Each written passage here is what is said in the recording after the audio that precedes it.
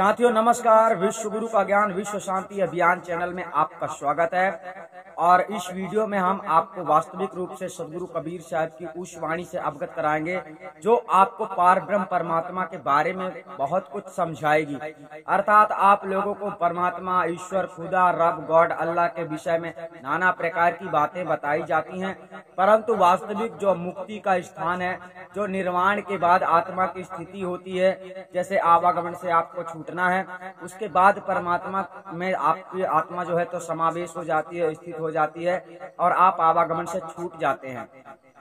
तो मोक्ष के बारे में नाना प्रकार के लोगों ने इस संसार में अपने अपने धर्म ग्रंथों के अनुसार नाना प्रकार की शिक्षा देते हैं, लेकिन चलिए विश्व गुरु कबीर साहब समस्त मानव समाज को, जो भक्ति करने वाले हैं, सभी लोगों को कैसा उपदेश देते हैं परमात्मा के विषय में, वो जान लेते हैं। ठीक है, तो आपको ध्यान से सुनना है, ध्यान से समझना है। वीडियो कितनी भी बड़ी हो जाए, वाणी जो है तो लंबी है, इसलिए वीडियो भी बड़ा हो सकता है, पर ध्यान से आपको समझना है। ठीक है, सबसे पहले वाणी कहती है, संतो वह घर सभी से न्यारा, जहाँ पूर्ण पुरुष हमारा, जहाँ पूर्ण पुरुष हमारा। यहाँ पर साथियों पार ब्रह्म परमात्मा के स्थान की बात हो रही है, उसके घर की बात हो रही है, उसके जगह की बात हो रही है, जिस जगह में परमात्मा स्वयं से रहता है। और उसमें जब आप पहुंच जाते हैं, उसी जगह में जब आप पहुंच जाते हैं तो आप भी वहां के जैसे हो जाते हैं। अर्थात यहाँ जो आपके अंदर अज्ञानता भरी हुई है, कर्म धर्म भर्म पड़ा हुआ, कर्म भरम में पड़े हुए हैं, लोभ लालच मोह माया में पड़े हुए हैं, ये सारी बातें उस स्थान में पहुंचने के बाद समाप्त हो जाती हैं। अर्थात आप छूट जाते हैं, आप इस 84 बंधनों से आपकी आत्मा छूटकर आवागमन से मुक्त होकर परमात्मा में स्थित हो जाती है। तो उसी घर में जाने के लिए सदगुरु ने बतलाया है। तो आपको उस घर में जाना है, मतलब ये शरीर छोड़ने के बाद आपको कहाँ जाना है ये आपको पता नहीं है। और मुक्ति दिलाने वाले लोग, मुक्ति का ज्ञान देने वाले लोग नाना प्रकार की बातें करते हैं। तो चलो सदगुरु कबीर साहब ने यहाँ पर बताया है, वह घर मतलब जहाँ आपको जाना है आवागमन से छूटने के बाद, जब मनुष्य उस जगह में जाता है तभी वो आवागमन से मुक्त माना जाता है। तो पहले उसकी बात को अच्छी तरह से समझ लो कि वो घर कैसा है, वो जगह कैसा है, वो स्थान कैसा है, उसका परिचय यहाँ पर सदगुरु कबीर साहब बतलाना चाहते हैं। तो सबसे पहले वाणी कहते, संतो वह घर सबसे न्यारा, जहाँ पूर्ण पुरुष हमारा। पूर्ण पुरुष शब्द से साथियों आपके मतलब आत्मा की जो स्थिति होती है परमात्मा में, जब आत्मा स्थिति हो जाती है, उस जगह की बात पूर्ण ब्रह्म में बताया जाता है। अर्थात जिससे सारा जगत हुआ है, यानी उसके पहले जगत में कुछ भी नहीं था, उसके बाद में आत्मा उत्पन्न होती है, आत्मा उत्पन्न होने के बाद में ये सारा सकल सृष्टि जगत उत्पन्न होता है। ठीक है, तो यहाँ पर सदगुरु कबीर साहब उस स्थान की बात करते हैं जिस स्थान से सब कुछ उत्पन्न हुआ है, और आप वहाँ वापस चले जाते हैं, उसी अवस्था में चले जाते हैं। तो आपके अंदर से कर्म भर्म मोह माया सब कुछ छूट जाता है। ऐसा आपको जीते जी प्रतीत होने लगता है जब आपको आत्मज्ञान करा दिया जाता है। तो चलिए, अभी आपको आत्मज्ञान नहीं प्राप्त हुआ है और परमात्मा को भी आप अभी नहीं जानते हैं, तो इस दशा में क्या है, संसार के लोग भटकाते हैं, परमात्मा ऐसे मिलेगा वैसे मिलेगा। तो आपको यहाँ पर अच्छी तरह से समझना है कि शायद की वाणी क्या कह रही है। आगे वाणी कहती है, जहाँ न सुख दुख साँच झूठ नहीं, पाप न पुण्य पसारा, ना दिन रैन चंद्र ना सूरा, बिना ज्योति उजियारा। अच्छी तरह समझना है साथियों, और गहराई से आपको समझने का यहाँ पर विषय है। सदगुरु की वाणी कहती है, जहाँ न दुख सुख साँच झूठ नहीं, पाप न पुण्य पसारा। दुख सुख साँच झूठ पाप पुण्य, ये साथियों माया का जाल है।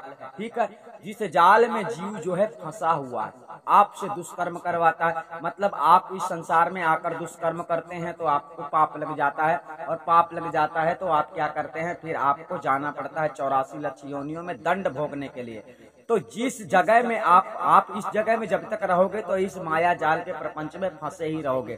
ठीक है, तो वहां की स्थिति सदगुरु कबीर साहब बतला रहे हैं कि उस जगह में पहुंचने के बाद सांच, झूठ, दुख, सुख, पाप, पुण्य से आप छूट जाते हैं। ना तो वहां सत्य बोलने की आवश्यकता है, ना झूठ बोलने की आवश्यकता है, ना तो वहां पाप लगता है किसी को, और ना ही वहां पर आपको दंड मिलता है किसी प्रकार से, है ना। इस संसार में मनुष्य, जीव, नाना प्रकार के जो योनियां हैं, नाना प्रकार के जो प्राणी हैं, कीड़े मकोड़े, जीव जंतु, देवी देवता आदि, भूत प्रेत, शैतान, ये जितने योनियों में भ्रमण करती हैं आत्मा, ये सभी तड़प रही हैं, बिलख रही हैं, अर्थात इनको परमात्मा की प्राप्ति नहीं हुई है। परमात्मा की प्राप्ति करने के लिए ये सभी सोचते हैं, लेकिन मनुष्य का तन ही ऐसा दुर्लभ होता है जिस तन को प्राप्त करने के बाद परमात्मा की खोज कोई कर सकता है। ठीक है, तो सदगुरु कबीर साहब ने यहाँ पर समझाया, जहाँ न दुख सुख पाप पुण्य, सांच झूठ नहीं पाप न पुण्य पसारा, ना दिन रैन चंद्र ना सूरा, बिना हो तो उजियारा।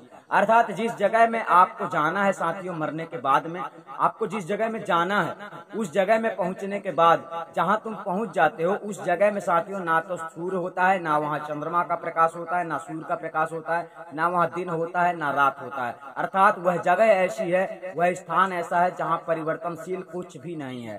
ठीक है, यहाँ पर आप आज दूसरे कपड़े पहनते हो, कल दूसरे कपड़े पहनोगे, परसों दूसरे कपड़े पहनोगे, आज कुछ खाते हो, कल कुछ खाते हो, लेकिन वहाँ ऐसी परिवर्तनशील वस्तु कुछ भी नहीं है। और आप भी साथियों परिवर्तनशील नहीं थे, लेकिन वर्तमान में आपको परिवर्तन कर दिया गया है। आप स्वयं से परिवर्तन हुए हो, मतलब मोह माया में फंस गए हो, और मोह माया में फंसने के कारण आपको रास्ता नहीं दिखाई पड़ता है, सूझ नहीं पड़ता है कि हम संसार में क्या करें। इसलिए संसार में नाना प्रकार के पाखंडी विद्वान लोग आप लोगों को उल्टी सीधी शिक्षा देकर परमात्मा के नाम पर केवल और केवल भटकाते रहते हैं।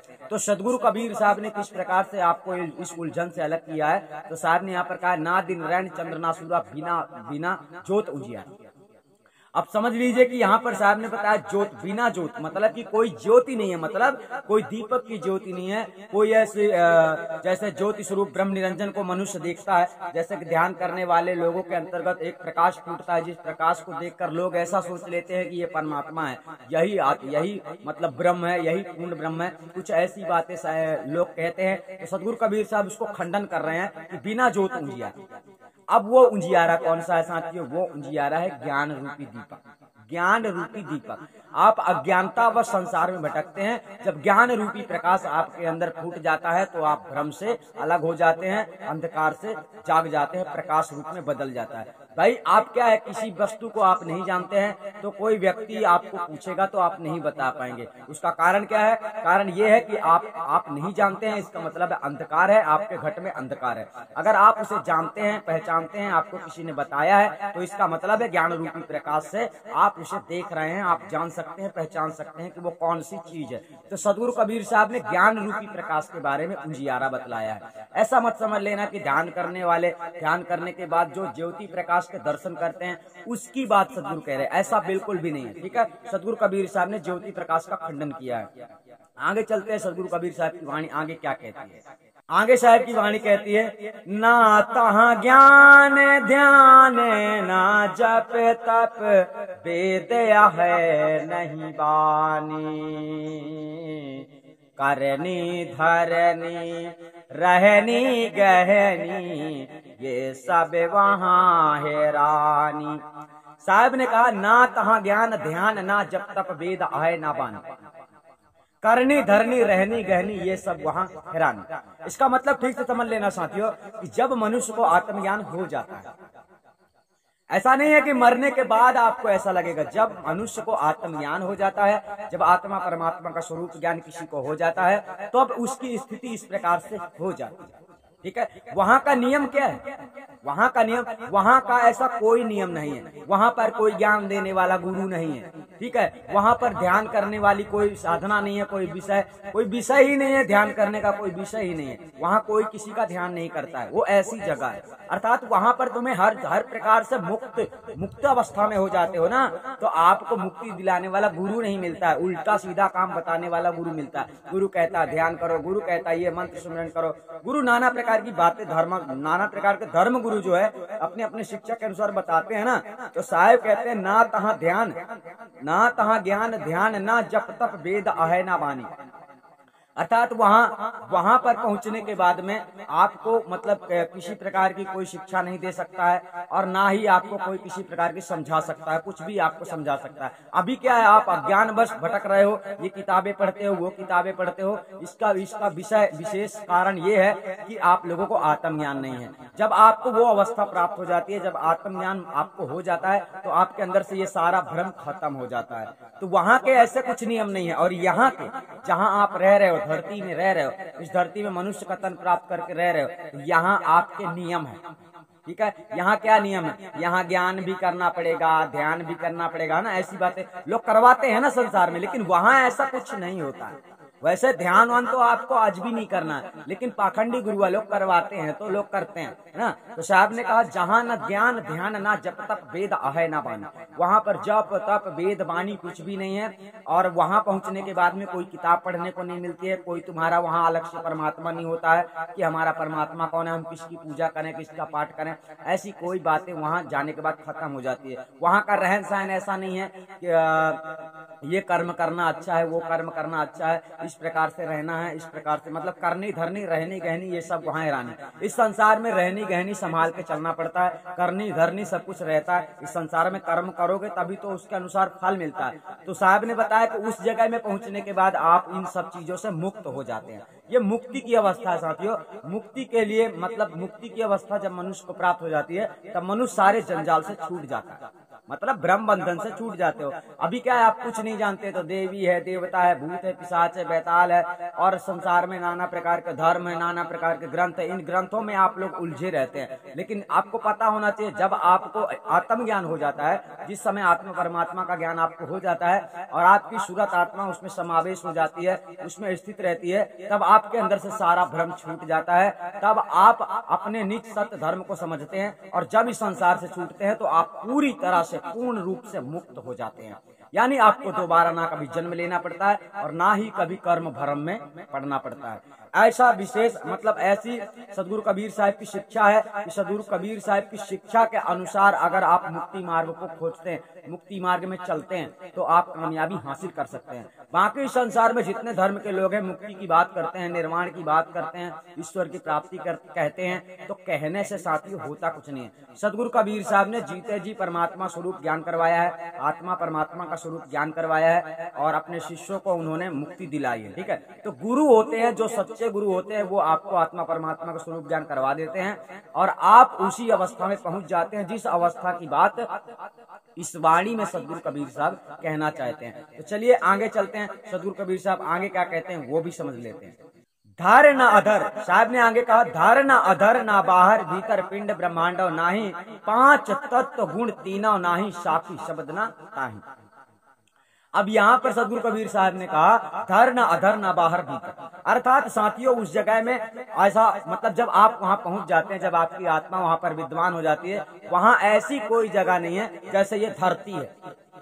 धरती में आप लोग धरती के सहारे रहते हैं, धरती में आप धरती के सहारे रहते हैं, ये धरती है। और जो कौवा होता है वो अधर स्थान में उड़ता है, अर्थात यहाँ पर धर भी है और अधर भी है। लेकिन उस जगह में उस स्थान में पहुंचने के बाद में आप धर और अधर से आजाद हो जाते हैं। साहब ने कहा बताया धर ना अधर ना बाहर भीतर, अर्थात वहाँ ऐसी कोई जगह नहीं है कि जहाँ दरवाजा लगा हो आप दरवाजा खोल के अंदर जाओगे या कि दरवाजा खोल के बाहर आओगे, कुछ ऐसी स्थिति वहाँ पर नहीं है। अर्थात अंदर बाहर आने जाने का विषय ही नहीं है। वो जगह ऐसी है साथियों कि वहां पर आप एक बार पहुंच जाते हैं, आत्मा एक बार उसमें पहुंच जाती है, परमात्मा सत्ता में विलीन हो जाती है, तो फिर आत्मा आवागमन से छूट जाती है, कहीं आने जाने वाला खेल खत्म हो जाता है। ठीक है, सदगुरु कबीर साहब ने कहा धर ना अधर ना बाहर भीतर पिंड ब्रह्मांड नाही।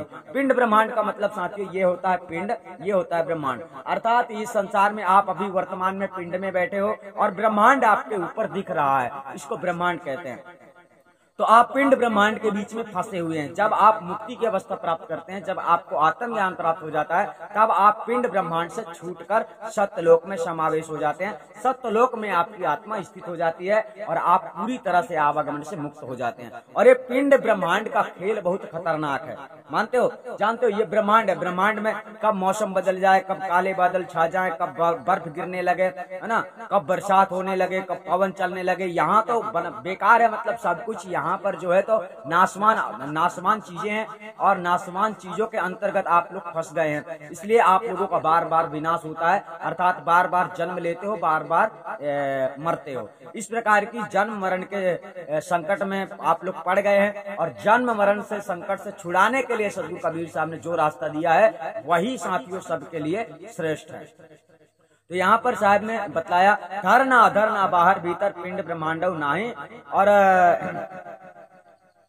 5 तत्व, धरना अधरना बाहर भीतर पिंड ब्रह्मांडव नाहि, 5 तत्व गुण तीनों नाही, साखी शब्द न ताहि। अर्थात उस स्थान में साथियों ना तो 5 भौतिक शरीर है, ना तो तीनों गुण हैं, अर्थात तमोगुण, रजोगुण, सदोगुण, अर्थात देवी देवताओं की शक्तियां भी वहां तक नहीं जा सकती हैं, वहां वो उनकी पहुंच नहीं है। 5 तत्व गुण तीनों नाही, साखी शब्द न ताहि। अभी आपको वर्तमान में सद्गुरु कबीर साहब के शब्द रूपी वाणी से आपको ज्ञान दिया जा रहा है, लेकिन वहां पहुंचने के बाद में आपको किसी भी प्रकार के शब्द और किसी भी प्रकार के सद्गुरु कबीर साहब की साखी का विषय समाप्त हो जाता है।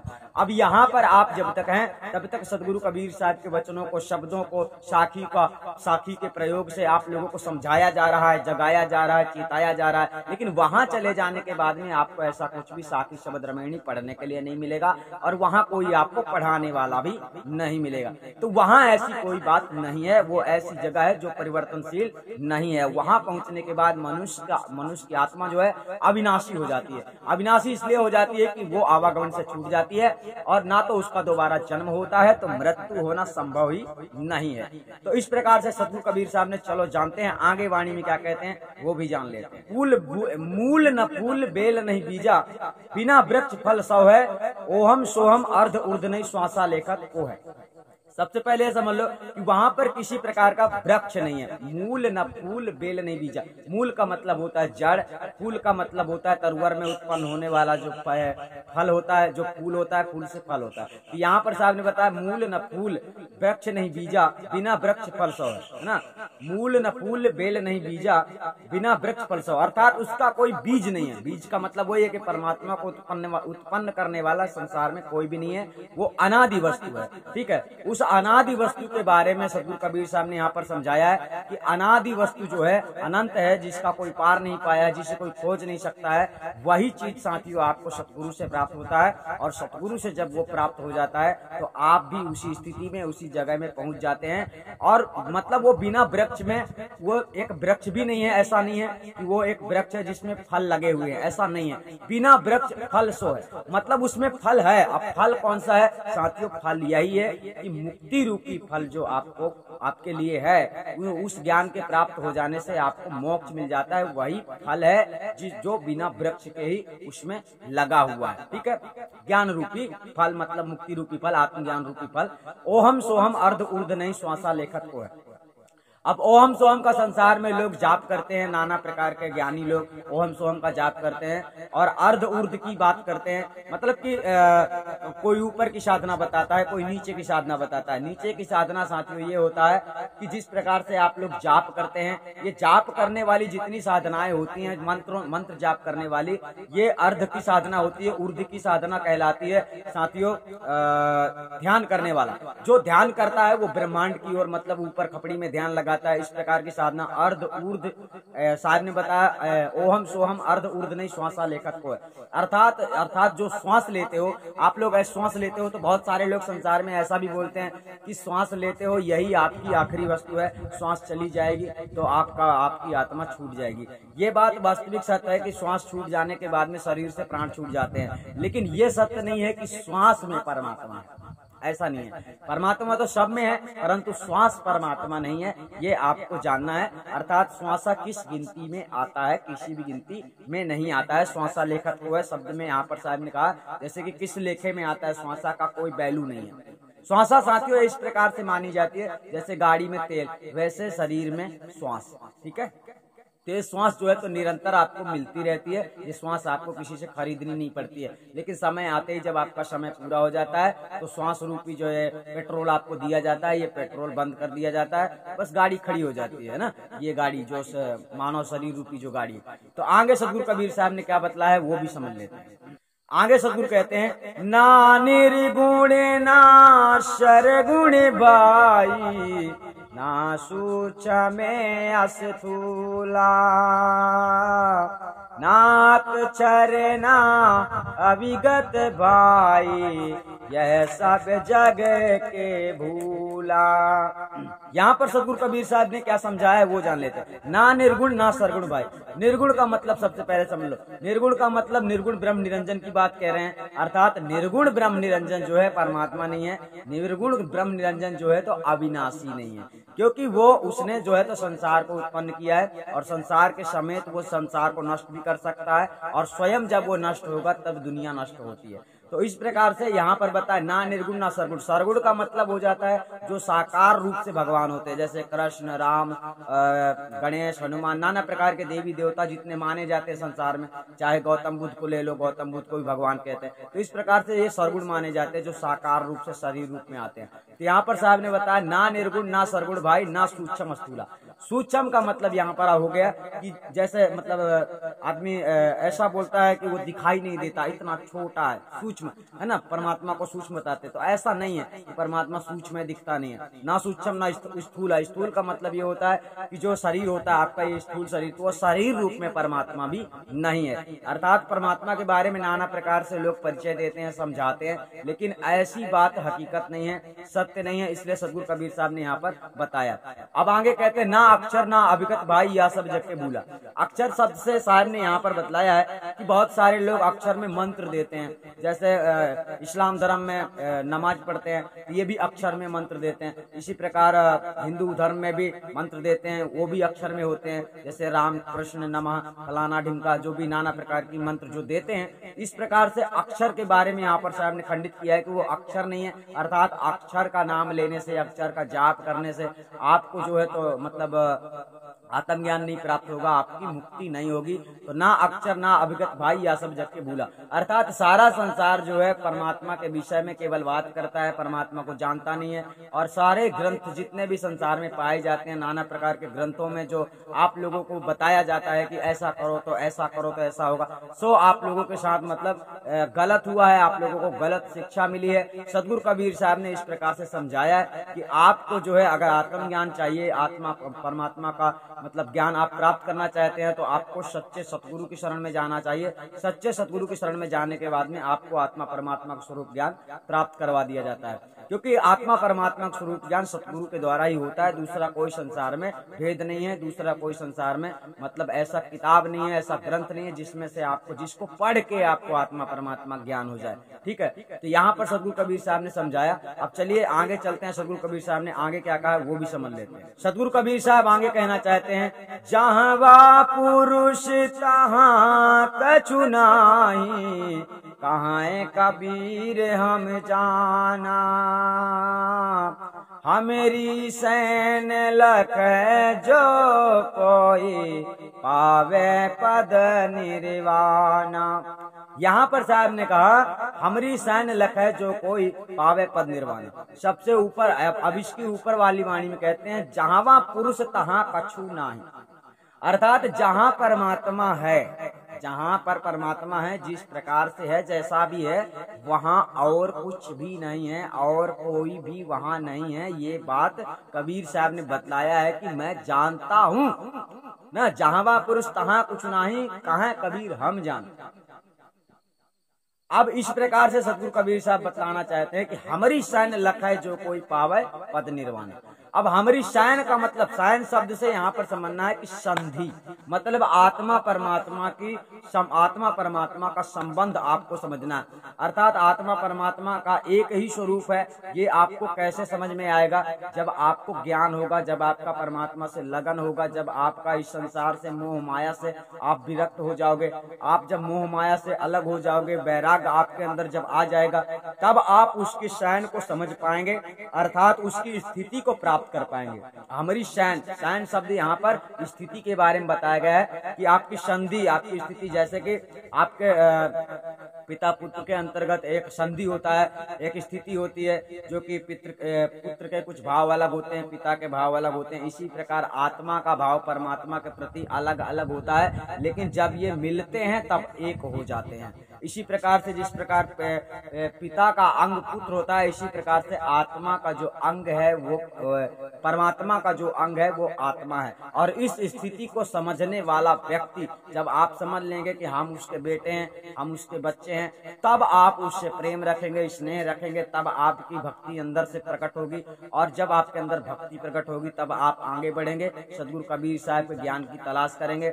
और जब आप सतगुरु के कबीर साहब के ज्ञान को तलाश करने लगेंगे, सतगुरु आपको मिलेंगे, तब आपको आत्मज्ञान होगा। और जब आपको आत्मज्ञान हो जाएगा तब आप उसी जगह में पहुंच जाएंगे जिस जगह की बात इस वाणी में सतगुरु कबीर साहब ने कही है। इस वाणी में सतगुरु कबीर साहब ने परमात्मा का दिग्दर्शन किया है, अर्थात परमात्मा के बारे में समझाया है कि वहाँ की स्थिति कैसी है। बहुत लोग तो नाना प्रकार की बातें करते हैं कि वहाँ जो है तो बड़े बड़े विमान उड़ते हैं और बड़ी बड़ी शक्तियां वहाँ रहती हैं, वहाँ भी दिन, वहाँ हजारों सूरज है ना, वह नाना प्रकार की बातें करते हैं, लेकिन वहाँ ऐसा कुछ भी नहीं है। इस वाणी से साहब ने ये सिद्ध किया है। तो आप लोग समझ गए होंगे साथियों। एक बात विशेष रूप से आपको समझ लेना है कि अगर आप लोग वीडियो पहली बार देखते हैं तो चैनल को सब्सक्राइब कर लेना है और वीडियो को ज्यादा से ज्यादा शेयर करना, ताकि सब लोगों को पता चले वास्तविक सत्य क्या है। तब तक के लिए धन्यवाद। आप लोग अपना ख्याल रखें।